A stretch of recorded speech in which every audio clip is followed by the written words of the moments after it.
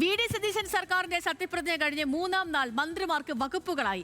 മുഖ്യമന്ത്രി പൊതുഭരണം, ധനം, നിയമം, തുറമുഖ വകുപ്പുകൾ കൈകാര്യം ചെയ്യും.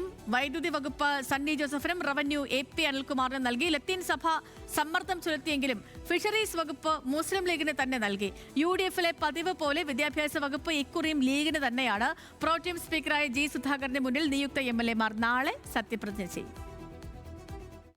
മുഖ്യമന്ത്രിയുടെയും രമേശ് ചെന്നിത്തലയുടെയും വകുപ്പുകൾ നേരത്തെ തന്നെ തീരുമാനമായിരുന്നുവെങ്കിലും മറ്റു മന്ത്രിമാരുടെ മിക്കവരുടെയും വകുപ്പുകൾ നീണ്ട ചർച്ചയ്ക്കൊടുവിൽ മുൻ തീരുമാനങ്ങളിൽ നിന്ന് മാറി മറിഞ്ഞു. പ്രധാന മാറ്റം സണ്ണി ജോസഫിൽ നിന്ന് മാറ്റി A.P. അനിൽകുമാറിന് റവന്യൂ വകുപ്പ് നൽകിയതാണ്.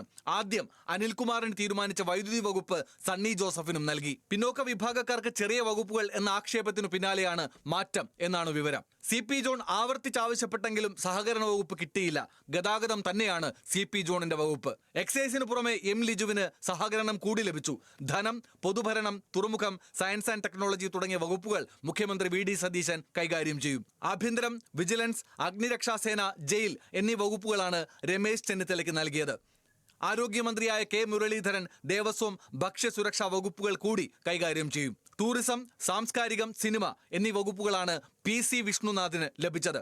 N. ഷംസുദ്ദീൻ ആണ് വിദ്യാഭ്യാസ മന്ത്രി. റോജി M. ജോണിന് ഉന്നത വിദ്യാഭ്യാസ വകുപ്പ്. കാലങ്ങൾക്കു ശേഷമാണ് കോൺഗ്രസ് വിദ്യാഭ്യാസ മേഖലയിലെ ഒരു വകുപ്പ് കൈകാര്യം ചെയ്യുന്നത്. കൃഷിക്ക് പുറമെ മണ്ണ് സംരക്ഷണം കൂടി T. സിദ്ദീഖിന് ലഭിച്ചു. ബിന്ദു കൃഷ്ണയ്ക്ക് വനിതാ ശിശുക്ഷേമത്തിനൊപ്പം തൊഴിലും ക്ഷീരവികസനവും നൽകി. O.J. ജനീഷാണ് കായിക മന്ത്രി. വനവും നൈപുണ്യ വികസനവുമാണ് ഷിബു ബേബി ജോണിന്റെ വകുപ്പുകൾ. മോൻസ് ജോസഫാണ് ജലവിഭവ വകുപ്പ് മന്ത്രി. വ്യവസായവും IT-യും P.K. കുഞ്ഞാലിക്കുട്ടി തന്നെ കൈകാര്യം ചെയ്യും. ഉമ്മൻചാണ്ടി സർക്കാരിൽ ഉണ്ടായിരുന്ന ഭക്ഷ്യ സിവിൽ സപ്ലൈസ് വകുപ്പുകൾ തന്നെ അനൂപ് ജേക്കബിന് നൽകി. തദ്ദേശ സ്വയംഭരണം KM ഷാജിക്കും പൊതുമരാമത്ത് P.K. ബഷീറിനും ലഭിച്ചു. ലത്തീൻ സഭ സമ്മർദ്ദം ചെലുത്തിയെങ്കിലും ഫിഷറീസ് വകുപ്പ് മുസ്ലിം ലീഗിന് തന്നെ നൽകി. V.E. അബ്ദുൽ ഗഫൂറാണ് ഫിഷറീസ് മന്ത്രി. തീരദേശ മേഖലയുമായി ബന്ധപ്പെട്ട വകുപ്പായതിനാൽ ഷിബു ബേബി ജോണിന് വേണ്ടി ലത്തീൻ സഭ സമ്മർദ്ദം ചെലുത്തിയിരുന്നു. ഇന്ദിരാ ഗ്യാരണ്ടിയിൽ പ്രഖ്യാപിച്ച വയോജന വകുപ്പ് രൂപീകരണം പൂർത്തിയായ ശേഷം മന്ത്രിയെ തീരുമാനിക്കും. നാളെയാണ് MLA-മാരുടെ സത്യപ്രതിജ്ഞ. പ്രോടൈം സ്പീക്കറായി ഇന്ന് ലോക് ഭവനിൽ സത്യപ്രതിജ്ഞ ചെയ്ത ജി സുധാകരനാണ് നാളെ നിയുക്ത MLA-മാർക്ക് സത്യവാചകം ചൊല്ലിക്കൊടുക്കുക. പിണറായി വിജയൻ സത്യപ്രതിജ്ഞ ചെയ്യാൻ എത്തുമല്ലോ എന്ന ചോദ്യത്തിന് സത്യപ്രതിജ്ഞയിൽ രാഷ്ട്രീയമില്ല എന്നായിരുന്നു ജി സുധാകരന്റെ മറുപടി. നിയമസഭയിൽ സത്യപ്രതിജ്ഞ എന്ന് പറയുന്നത് രാഷ്ട്രീയമായിട്ടല്ലല്ലോ.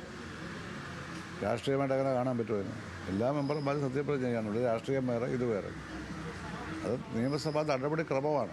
നിയമസഭാ അംഗങ്ങളുടെ സത്യപ്രതിജ്ഞയ്ക്ക് പിന്നാലെ മറ്റന്നാൾ സ്പീക്കർ തെരഞ്ഞെടുപ്പ് നടക്കും. 29-നാണ് ഗവർണറുടെ നയപ്രഖ്യാപന പ്രസംഗം. ജൂൺ 1, 2, 3 തീയതികളിൽ ഗവർണറുടെ നയപ്രഖ്യാപന പ്രസംഗത്തിന് നന്ദി രേഖപ്പെടുത്തുന്ന ഉപക്ഷേപത്തിന്മേലുള്ള ചർച്ച നടക്കും. ന്യൂസ് മലയാളം, തിരുവനന്തപുരം.